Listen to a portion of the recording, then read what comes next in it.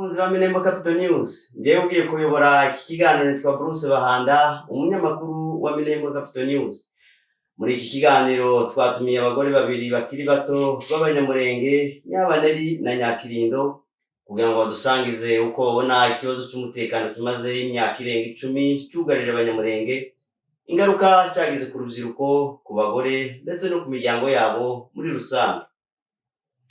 Turaganira kandi ku bitekerezo byabo ku hazaza h'akarere ka Minembwe ndetse nuko babona impinduka mu mibereho y'abaturage nyuma y'uko umutwe wa MRDP twirwaneho utangaje ko wafashe ibice bitandukanye byo muri Minembwe ndetse na Ndondo muri groupement ya Bijombo. Ubwo turacyari muri territoire ya Uvira mu ntara ya Kivu y'Amajyepfo. Murakaza neza kandi twongeye kubiyegereza abatumirwa bacu. Reka tubaheze ikaze mwene.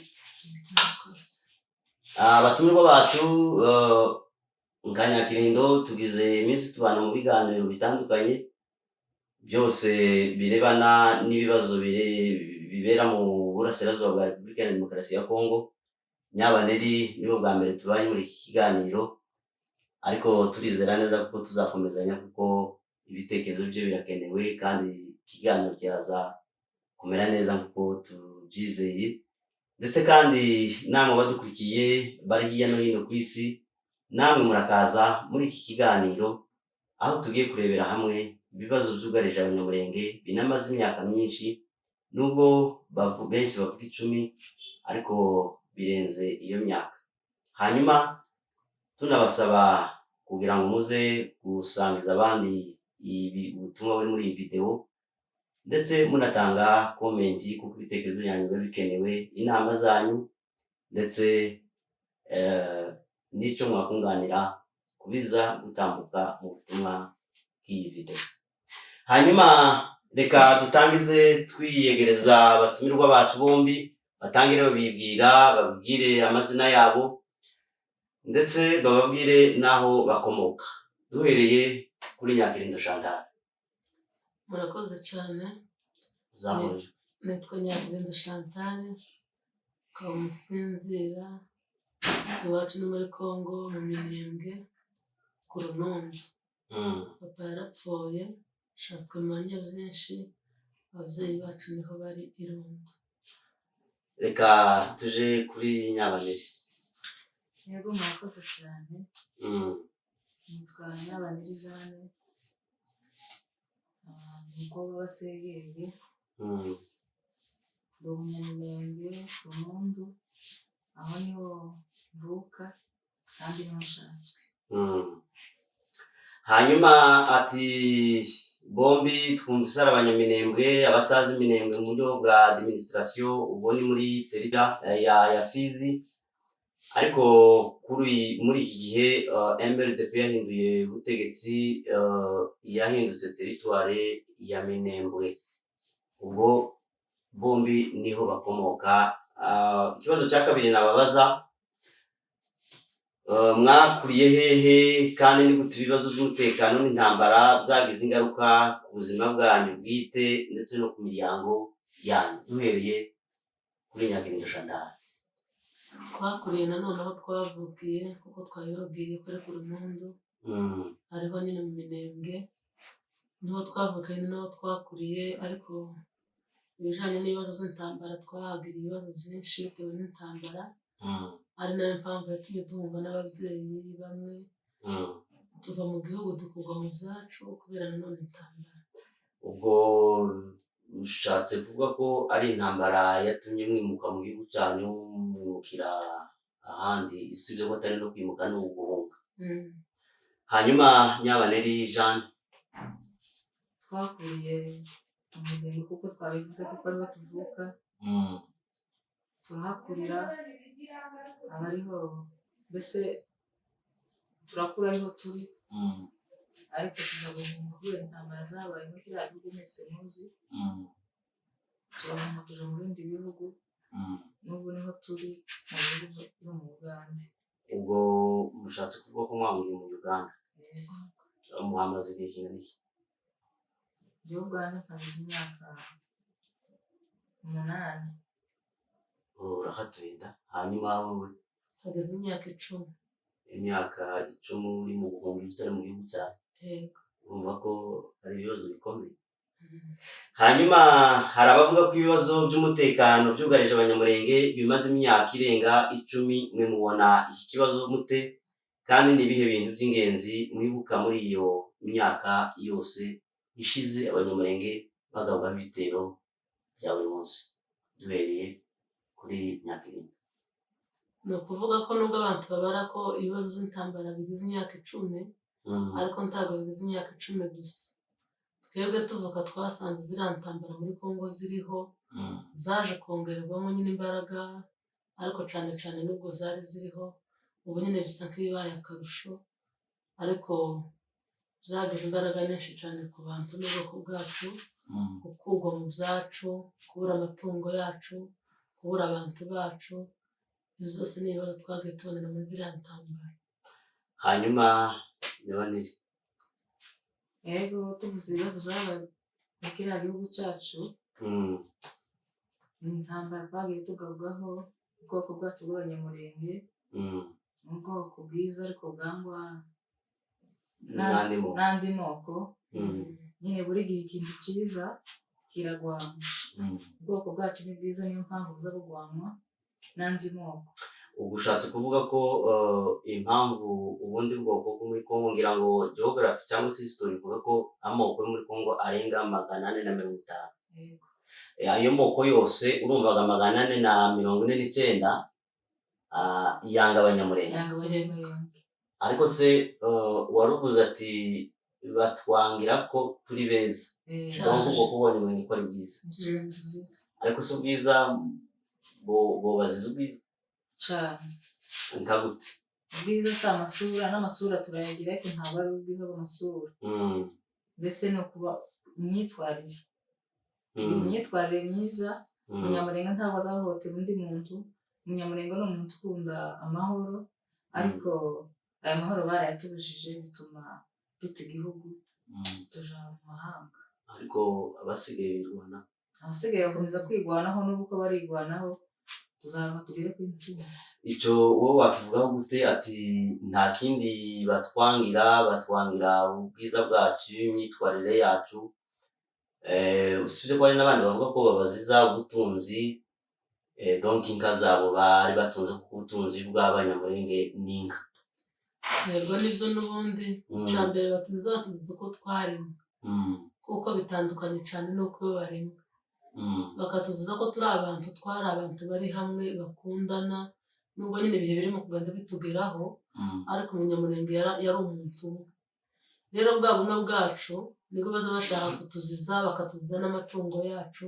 Ibyo byose ni ibintu byagiye biba nk'intandaro y'intambara. Ariko sinumva ukuntu amoko 449 iyo kwanga ubwoko bumwe, kandi byarabaye. Yeraga byarabaye kandi birahari. Ariko se muri ayo moko nta bundi bwoko mwo mfatikanyije bubafasha kurwana?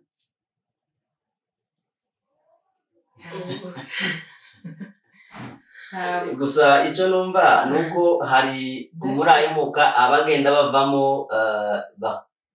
bakabiyungaho, barimo n'abayobozi bakomeye nka Bananga, ba Bertrand Bisimwa n'umushi, ariko afatikanyije na M23 kurwanya iyo leta ibashoraho ubwo bwicanyi cyangwa se ayo moko yandi. Ariko ngira ngo sinamoko abanga, ahubwo politike mbi y'igihugu niyo ikangurira ayo moko kugira ngo ibashe kubanga. Hanyuma ni izihe ngaruka ibyo bibazo by'umutekano byagize ku bana, ku rubyiruko ndetse no ku bagore bo mu karere ka Minembwe? Tuvuze akarere ka Minembwe tuba tuvuze donc igice cyose gituyemo Abanyamulenge. Ni ukuvuga ngo Minembwe niyo kapitale y'Umurenge.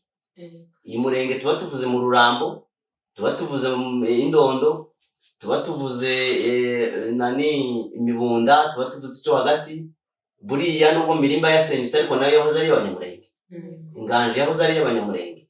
Ubwo ni ukuvuga ngo tuvuze Imurenge tuba tuvuze ahantu hose hatuye Abanyamulenge muri Sud Kivu. ariko tuvuze kandi Minembwe ndonke ni ngaho tuba tuvuze Murenge kuko Minembwe niyo kapitali. Ni nguko ngo Ikigali buriya Ikigali ni umuntu ashobora kujya i Rwamagana cyangwa se akajya mu Mutara avuye mu kindi gihugu, nawe uri mu kindi gihugu ukavuga ngo yagiye i Kigali, wowe yagiye mu Mutara. Ni kimwe nuko nanjye nari mbabajije ati izi ngaruka z'ibi bibazo byafekitinze ku bana, ku bagore, ku bantu bose batuye muri kariya karere ka Minembwe. Uhereye kuri Chantal. Ni ukuvuga ko ingaruka twagiye tubona muri kiriya gihugu, ingaruka twagiye tubona muri kino gihugu twahungiyemo ku mpamvu z'intambara. Ingaruka ya mbere ni ku bana bacu. Abana bacu, abana b'Abanyamulenge ni abana b'ubwenge bwinshi, ni abana bakundaga ishuri, ariko kubera ingaruka nyinshi twagiye tubona, abana bacu bari barize mu gihugu cyacu, baragerageza uko byari bishobotse, ariko kuva aho twagereye hano abana bose baje bafite amashuri, bafite utuzi twiza, ibyo byose byararangiye kubera ubuhunzi. Nta mwana w'impunzi ushobora kubona akazi keza. Umwana ariga akarangiza hano akaza aja muri protector, mu tuzi two kuvoma amazi, utuzi dusuzuguritse cyane, gukora amadafari, kubaka amazu, gutema amafamu, kuragira inka z'abataka ba nyir'igihugu. Ni byinshi. Ababyeyi bacu kubaho mu buzima bugoye kuko iwacu bari babayeho neza, ubuzima bw'ubuhunzi burabananira. Twagiye tubona ingaruka nyinshi cyane. Hanyuma Nyabaneri, wowe ubivugaho gute? Ingaruka zaduteye ingaruka izi ntambara zagize ku bana, ku bagore, ku bantu bose batuye muri kariya karere, ibi bitero ni izihe ngaruka byagize? Ingaruka zagize mbere abantu bavuye mu bintu byabo. Izi ntambara njyewe ku bwanjye zatangiye mu Minembwe ariho izi za 2015 na kabiri. Ndibuka kuko nza nibuka hari umunsi bateye igihe Semahoro urapfa. Niwo munsi njyewe mbyara. Ni ukuvuga ngo njyewe ntambara ndi mu bantu bayibonye. Umunsi apfa wari umwana wa mbere cyangwa umwana wanjye wa kabiri w'umuhungu. Twari tugiye ku bitaro, dutinya kugera ku bitaro kubera ko ntaho twari guca mbese. Ni ukuvuga ngo uwo munsi apfa hari umwijima. Njyewe ndagenda byariye mu nzira kubera ko twabuze inzira, duhita tugaruka tuja mu rugo. Iryo joro sinakunda iryo joro ryagenze kubera ingaruka nyine z'intambara.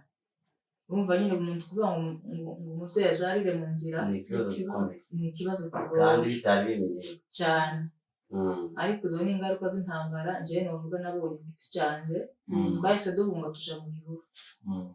Mbese ikintu nagikoreye mu gihuru njyewe kubera ingaruka z'intambara. Icyo ni ikintu twabonye kuri iyi ntambara, ariko ari igihe tuzabivuga nk'amateka. Narikomeje kandi ikindi abantu bavuye mu byabo, ukamubona umuntu araje, mbese abamama bari basigaye baba mu nzu.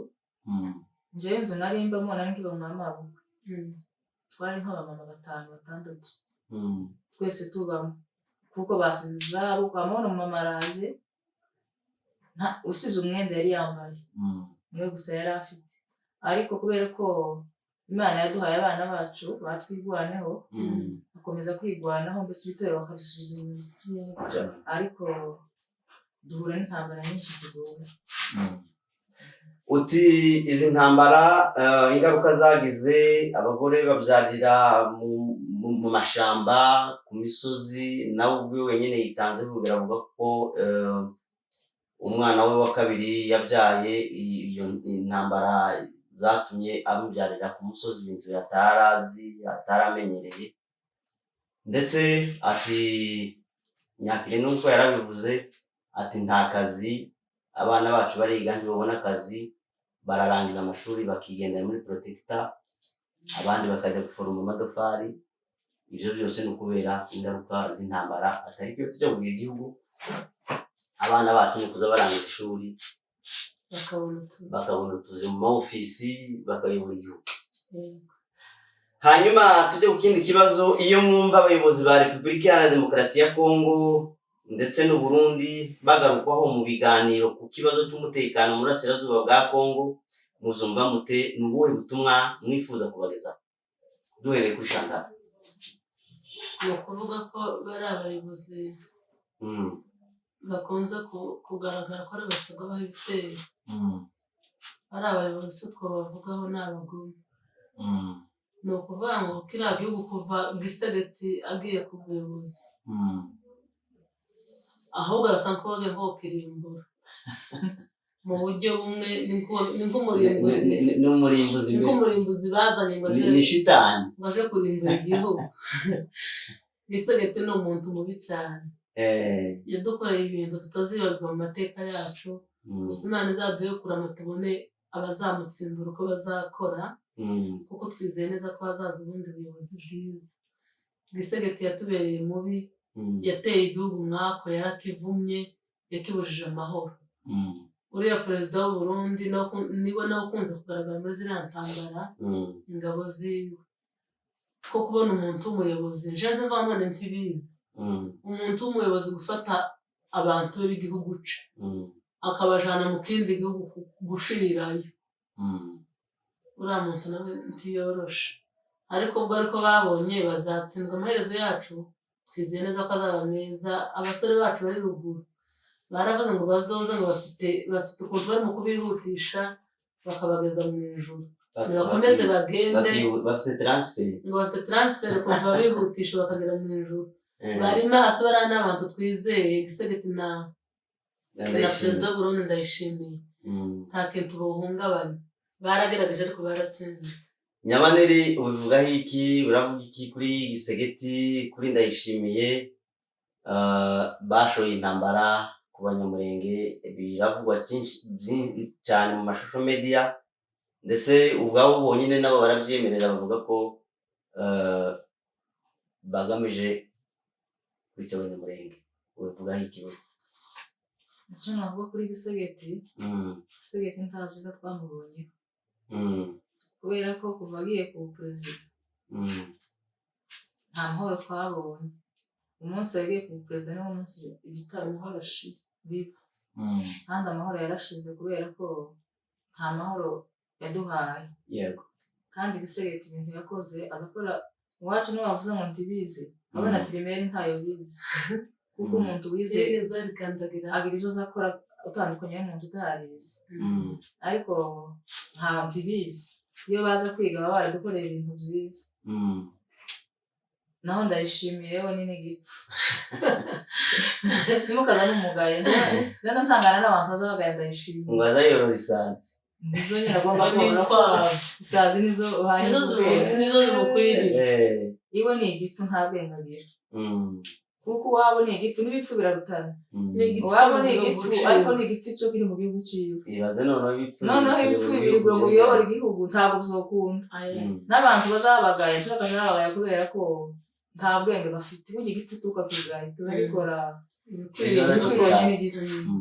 Uriya Ndayishimiye we ni igipfu, kuko uvuga ngo afashe ingabo ziwe zose azijanye muri Kongo. Gisegeti karamubwira ngo ajane ingabo ze muri Kongo, ngo amuhe amafaranga aje kwica ubwoko bw'Abanyamulenge, cyangwa se mbese ubwoko bw'Abatutsi. Nta nubwo ari Umunyamulenge gusa, banga Umututsi, n'Abatutsi bose muri rusange nibo banga. Bakamuhenda ngo aje gukwica Abanyamulenge bamuha amafaranga. Urumva nta perezida babwira, nyine nuko babonye igipfu aba ari cyo babwira. Ariko Ndayishimiye azagera ahantu abure n'umusirikare, mbese umusikoti n'umwe, kuko baragerereye barashize. Hanyuma tukiri aho ku buyobozi bwa Tshisekedi, ubuyobozi bwa Ndayishimiye, abanyapolitike babo bo mubavugaho iki kuri iyi ntambara ibera mu burasirazuba bwa Repubulika Iharanira Demokarasi ya Kongo? Duhereye kuri Chantal. Ni ukuvuga ngo abanyapolitike babo ni nka perezida babo. Sinzi umwe nigeze kumva bavuga ngo azahita Abanyamulenge ngo ni inzoka, bitakwira kuriya ntawo mutindaho. None se umukozi wa Gisegeti yovuga iki, ibyo avuga n'ibyo akora ntibihwanye na shebuja nawe ibyo avuga n'ibyo akora. Bariya nabo ni abanzi bacu bimwe bikomeye.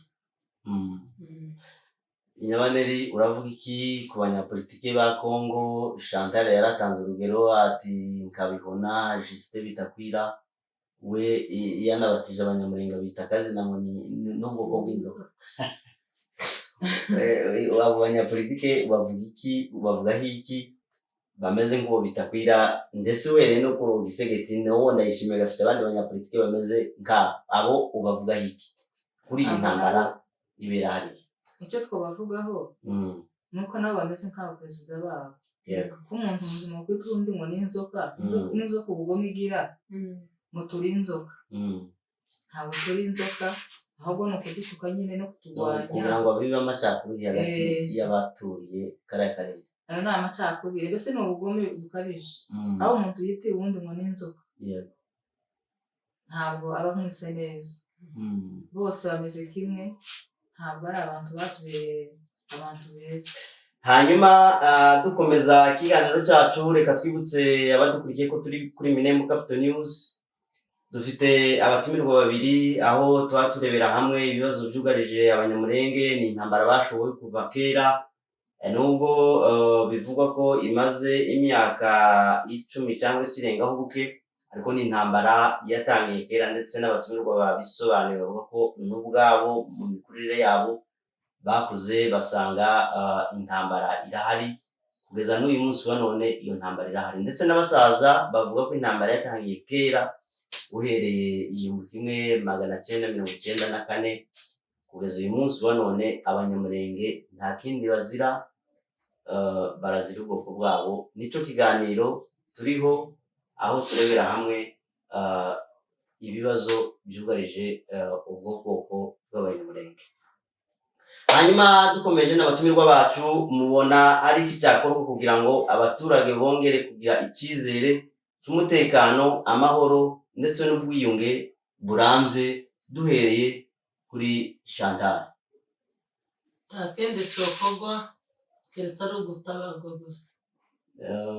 Gutabarwa banku bivuga neza, batabarwe nande? Ni ukuvuga ngo icyo twakora twebwe ari mu mahanga, abahunze twataye igihugu nyine bitewe n'intambara, ariko kandi hari abagisigayemo. Rero kugira ngo kiriya gihugu cyongere kibone amahoro, n'abagisigayemo natwe ubwacu twahunze, nuko twese twava mu buhungiro tukagenda tukaja iwacu, tugasanga bari abantu batwitangiye, kuri abari bose bari baratwitangiye. Ababitangiye ushatse kuvuga MLDP twirwaneho? Ari MLDP twirwaneho, hari n'abari ababyeyi bacu bakirimo, bose baratwitangiye kuko banze kugisiga, banga gusiga abana babo baza bigwanaho, bose bagumana muri kiriya gihugu. Rero natwe turasabwa ko twahaguruka tukabasanga buryo bwinshi n'imbaraga. Dushitse nta mufurere usura kuhakandagira, yema abantu twahunze twarahemutse, ariko igihe niki kirageze dutahe, igihugu cyacu cyongere giturwe kandi gitekane. Reka twumve Jeanne icyo abivugaho nawe. Icyo nakuvugaho njyewe nuko ubutabazi twabona nuko twataha bwacu. Mwe mwenyine murihagije? Turihagije. Abanyamurenge bose batashe bakabona? Abanyamurenge bose bari mu mahanga dutashe twenyine tukagenda gusaba kabona ukuntu tubwiye. Ese nk'ubwo muvuze ngo abanyamurenge bose bagataha, ubwo mushatse no kuvuga ngo bagiye muri Amerika bose bataha? Bose kuko n'abanyamurenge nabo ni mwisi bagiye, nabo ni impunzi kubera ko atari mu gihugu cyabo. Ariko nyamara buriya kuja hanze ni byiza, kuko hari icyo abanyamurenge bari muri Amerika bafashije cyane gikomeye, ndetse namwe muri Uganda barabafasha cyane, ari cyo bakoze. Urumva buriya ifaranga nazo zirarwana, ariko bogenda bakabanza, kuko hariho n'abandi bavuye muri Amerika tuzi barahari batabaye nabo, nuko boza tugataha, kuko gihe niki cyo gutaha, tugataha tukaja iwacu, tugasanga abavyeyi, tukongera twubaka igihugu. Je nicyo nokangurira abantu kugira ngo dutahe, mbese n'utagiye azagerageza ukuntu atanga umusanzu. Hari abagabo benshi batazatanga umusanzu, barahari mu benshi na hano barahari ahantu hose barahari ariko nokangurira buri wese dutanga umusanzu kugira ngo atange agende ku giti cye mbese n'abandi nabo batanga umusanzu kugira ngo dufashe bari abana bari ku rugamba.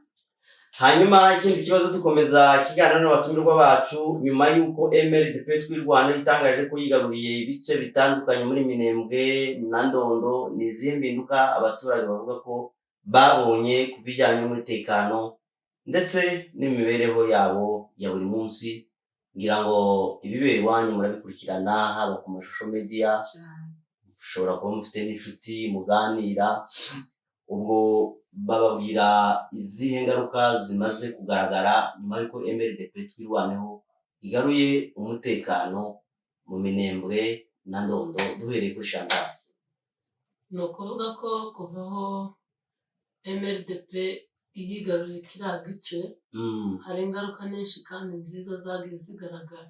Yego. Dukomeje kuvugana n'abantu bari mu gihugu, icambere kuri none ko bararyama bagasinzira, ikindi ca kabiri kuri none ko barabona ico bamwa, ko barabona ico barya, babonye amasoko yarongeye ararema, amasoko atandukanye ari mu mihanda itandukanye yongeye kurema, kandi arangize kurema ibiciro vyari bihari hambere bigabanukaho mu buryo ufite bike n'ufite byinshi bagira ico babona bagura, bakabona ico barya, bakabona ico banywa. Kuri none bafite amahoro. Arakoze cyane Chantal. Reka twumve na Jane icyo avugaho kuri iki kibazo nyuma y'uko MRDP twirwaneho ifashe Minembwe, Indondo, abanyamurenge bakagira amahoro ndetse n'inzira zikaboneka hariya muco hagati. Ubona ari izihe mpinduka zagaragaye? Impinduka zabaye ni nyinshi. Impinduka ya mbere ni amahoro. Asante cyane. Babonye amahoro. Uraganira n'umuntu uri mu Minembwe akakubwira kuko afite amahoro yose. Urumva barafite ibitero, n'umwana yari asigaye ajana no kuvoma akagira ubwoba, ariko ubu nyine hari amahoro menshi. Basigaye baryama bakaryama bagasinzira bakanarota. Amatraga banarota batasinziriye bagasinzira ngo barote cyane. Bafite amahoro. Cyo ni ikintu cyabonetse impinduka. Aho ibijanye n'ibiryo bari basigaye barya ibijavu, ntibari bakigira isukari, ntibari bakigira isabune, nta mavuta agiyeho ntaheruka. Ariko ivyo bintu byose ubu nyene ko barabibona, bakaja mu isoko ufite ifaranga ku biciro byiza, ku buryo bavuze ngo ikiro cy'isukari cyari kigeze mu 100 z'amakongomani, ariko ubu nyine mugeze muri ku 10,015. Urumva zaragabanutse cyane. Icyo ni igitangaza Imana yakoze. Amahoro araboneka, twizeye kuko ari n'ikindi azaboneka kurenza uko bimeze kuri uyu munsi. Hanyuma dukomeza iki kiganiro, ni kimwifuza ko amahanga ndetse n'imiryango mpuzamahanga yumva ku bibazo abaturage bo muri ako karere bahanganye nabyo. Tuvuze amahanga tuba tuvuze Amerika, tuba tuvuze ibihugu byo mu karere. Ni kimwifuza bakora ku ntambara ihabera muri kariya karere? Duhereye kuri Chantal. Ni ukuvuga ko icyo twosaba amahanga, sinzi niba ibyo tuvuga biza bigera kure mu buryo abantu babyumva bikagira icyo bihindura, ariko ndabizi ko abanyamurenge bagize igihe bataka, bagize igihe batakamba, ibintu biri mu kugaragara bari mu gucamo ibihe bigoye bikomeye. Rero icyo twosaba amahanga ni uko amahanga yatugirira imbabazi akatwumva, akadutabara, akaturenganura. Natwe twaremwe nk'abandi, kuvuga ngo abantu baza bicwa mu gitondo, bicwe ku manywa, bicwe nijoro, nko kujya ko wawe wica isazi cyangwa umubu. Kandi umuntu ni uw'agaciro. Ubuzima bw'umuntu ni ikintu gikomeye. Amahanga nadutabare, aturenganure, adukureho kino kibazo twahuye naco ku bwoko bumwe mu moko yose ari mu isi, ari ubwoko bumwe bukirasirwa kugeza aho turi mu gupfa impfu ziteye ubwoba, ziteye n'isoni. Twumve Jeanne nawe icyo abivugaho. Icyo nabivugaho ni uko amahanga yodutabara akareba akarengane kacu dufite, akaturenganura. Kubera ko niba ndayishimiye na Gisegeti barananiwe ariko hari abandi haracyari abandi bagabo uwo dutabara twabwira nka perezida w'u Rwanda Paul Kagame tukabwira na Ruto wa Kenya mbese bakaza bakadufasha n'amahanga yandi mbese nawe ikaza nayo bikadufasha bakadutabara bakadukuraho inkota yagiye hejuru y'ubwoko bwacu cyo twasaba amahanga kugira ngo adutabare. Hanyuma ikindi kibazo nk'urubyiruko, ubundi urubyiruko ruhera ku myaka 40 ukamanura ukageza ku myaka 18, ndabona muri hagati y'iyo myaka donc muri urubyiruko. Ubwo rero nk'urubyiruko rw'Abanyamurenge ni iki mwifuza ko hazaza h'abana ndetse n'abakiri bato b'aka karere k'iwacu k'Umurenge, mwabivugaho iki nk'abatumirwa twatumiye muri iki kiganiro duhereye kuri Chantal? Ni ukuvuga ko icyo twifuza ku bwoko bwacu ahazaza hacu twarabonye igihugu, yego, icyo twifuza ni uko abana bacu nabo bazogera igihe twarasubiye mu gihugu, turi mu gihugu cacu icya mbere nabo bakayobora. Donc urumvaga ni ugukuraho ingoma, bagakuraho ingoma ihari ya Gisegeti n'abariya bose akorana nabo, hakaje n'ingoma nshasha, hakaje ingoma nshasha ya AFC zoba byiza kuko bariya ni abantu b'intwari n'ubundi n'ubu nyine baramurusha ibitekerezo kandi atari na perezida w'igihugu, ariko turifuza ko abana bacu hazaza habo haba heza, tukaba mu gihugu ciza gituwe, abana bacu bakiga neza, abana bacu aribo babigisha, aribo bafite utuzu twiza, tukaba mu gihugu kirimo imihanda myiza, tukaba mu gihugu kirimo amamodoka twawe n'abana bacu, indege zitwawe n'abana bacu, ibitaro bikaba byiza, tukabona ibitaro byiza byubatse binakoramo n'abana bacu ari n'abana fondateri babyo. Mbese reka twumve Jeanne na gusa bivuga nicyo nabivugaho nuko twakwifuza kuko abana bacu mbese nk'urubyiruko bakongera, hari abana dufite bize pe kandi barize bakongera bakora mu mirimo ya leta, ingoma ya Gisegeti yavuyeho hakaza indi ngoma nziza, noneho bakongera bagakora kuko hari abantu dufite benshi barangije amashuri ariko babuze utuzi kubera ko ntaho tubonera, baratubona bari mu ntambara, n'abatarahunze bakiri muri Kongo nabo ntabwo bakora, babuze igihe cyo gukora.